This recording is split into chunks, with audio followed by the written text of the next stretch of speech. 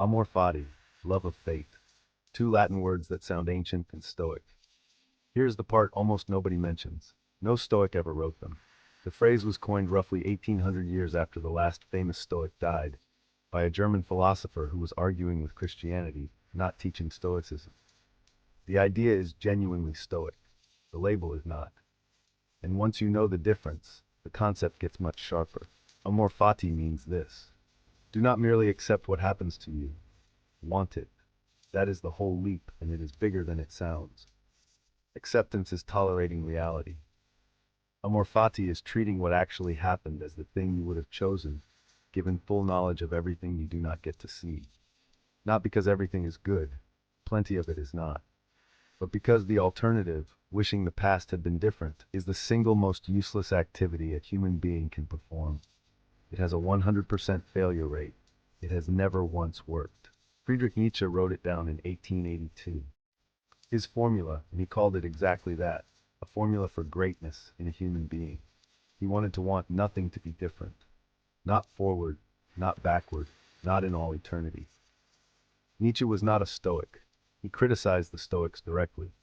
But he had read them closely, and on this specific point he sharpened something they had been circling for centuries. So when someone tells you Amor Fati is an ancient Stoic phrase, they are half right in the way that matters least. The words are modern, the practice is old. Epictetus put it as an instruction. Do not seek for things to happen as you wish.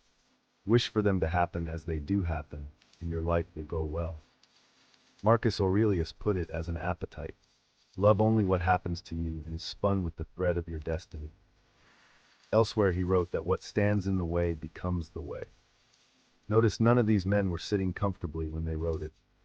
Epictetus had been enslaved. Marcus wrote his private notes in a war camp during a plague that killed millions, having already buried most of his children.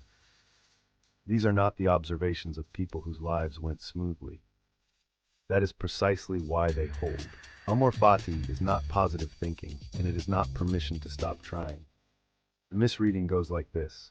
Everything happens for a reason, so I should feel good about it, and if I feel bad, I'm doing Stoicism wrong. That is not the idea. It is a costume version of it. Amor Fati says nothing about the future.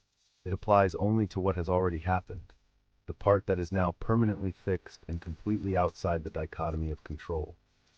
You still fight for outcomes. You still grieve. You still call an injustice an injustice. What you stop doing is running the parallel simulation of the life where it went differently, because that life does not exist and never did. Loving your fate is not pretending the wound was a gift. It is refusing to bleed twice. Take the thing you would most like to undo. Not the small annoyance, the real one. Now stop asking why it happened, because that question has no floor. Ask instead what it made possible that could not have existed otherwise. Who you met because of it. What you now know that you could not have been told. What you stopped tolerating. You are not looking for a silver lining. You are looking for the honest, factual list of what only exists on this timeline. Usually it is longer than expected, and it is never a reason the thing was good. It is just what is true. Do that once with something real, and the practice stops feeling like philosophy. Episode 2 covered the dichotomy of control, what is up to you and what is not. Amor Fati is that same distinction aimed backward, at the one category nothing can reach anymore. The past is the only part of your life that is finished. You can spend the rest of your time litigating it, or you can put it to work. The Stoics were not being poetic about this. They were being efficient. If this made it click, subscribe. This series is doing exactly this for every major Stoic idea, one at a time.